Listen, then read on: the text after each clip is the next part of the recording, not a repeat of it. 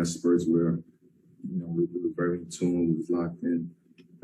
We don't expect it to happen overnight, but I thought yesterday was one of those moments that, okay, we see that, it looks good, it felt good. We build up for that. I want to take Dave because he put in a request yesterday.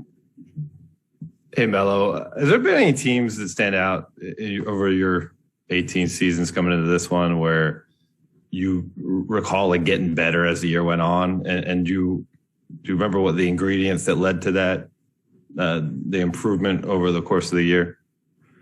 I think, I don't know exactly what teams, but if you just look at the course of an NBA season and teams that have won championships,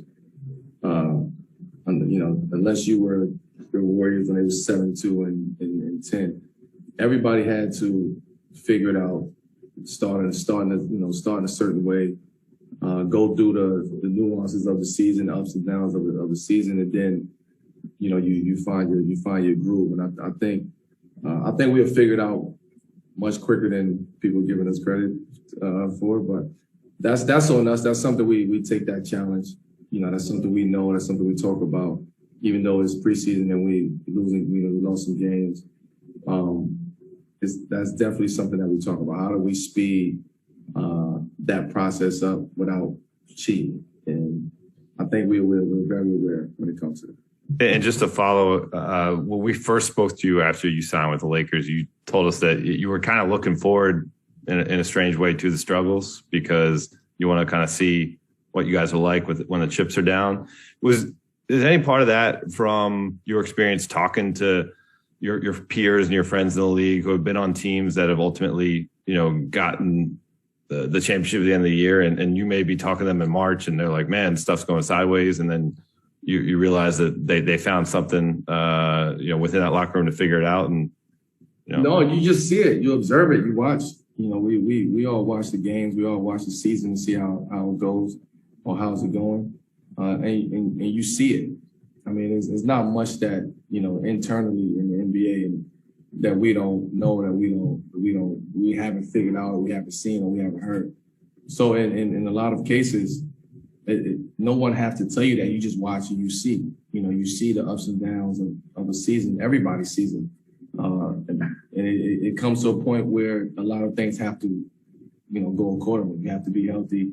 Everybody has to be aligned, not just the players, but, top down from, the execs all the way down to, the player development guys and the people who's helping with the film and things. Everybody has to be aligned. So that takes time to get that alignment throughout the course of the season. So you're going to be up, you're going to be down, you're going to have to figure it out. So for me, the unknown of that is what intrigues me in going through that journey.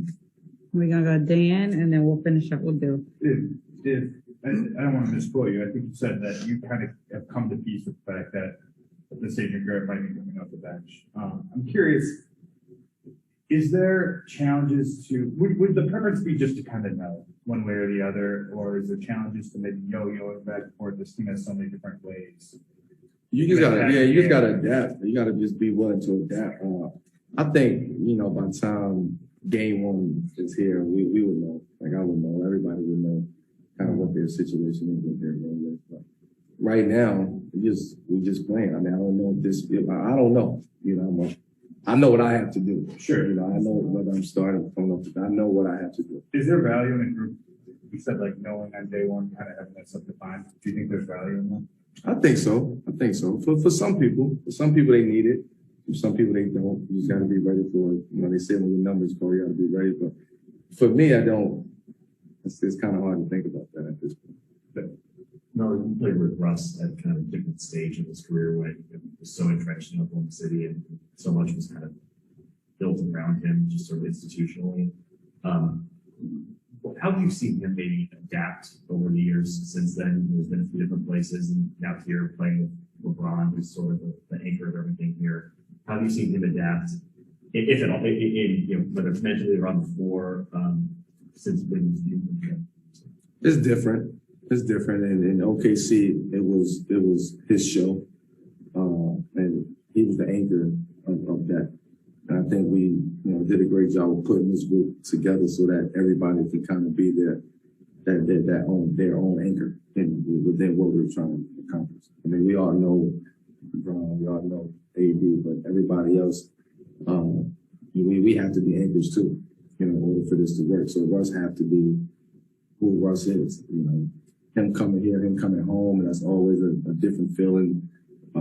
Maybe he, trying to figure it out. I don't know. But I know being home is a special feeling. I had the opportunity to play in New York and being back in front of family and friends and every night, being home, it's a big difference. And I think, you guys will see that with Russ once he gets there. And could you just a quick follow-up with Todd? Yeah, LeBron talked a lot last night about needing patience and sort of a runway for this team to kind of come together. Has LeBron's attitude of patience and seeing how a team comes together changed over time since you've known him? Do you think he's more ready for patience now than maybe he used to be? Yeah, I mean, I think in 19 years, you've seen everything. You've seen everything that the game has to offer. Whether good teams, bad teams, defense, whatever it may be, everything that comes along with the game of basketball, we've seen it. And he's seen it at a very high level, night in and night out, year in and year out. So he understands it. He understands what it takes to build championship teams. Nobody just come together and happens in preseason, week 1 and week 2. I believe that come May, June, we'll be sitting here and we probably won't even remember this conversation that way. I hope we don't remember it. Maybe you'll bring it up. Maybe I won't bring it up. I don't live in the past, so I won't bring it up. But when you have that experience, it makes the thought process and the patience, being home, it's a big difference. And I think you guys will see that with Russ once he gets there. And could you just a quick follow-up with Todd? Yeah, LeBron talked a lot last night about needing patience and sort of a runway for this team to kind of come together.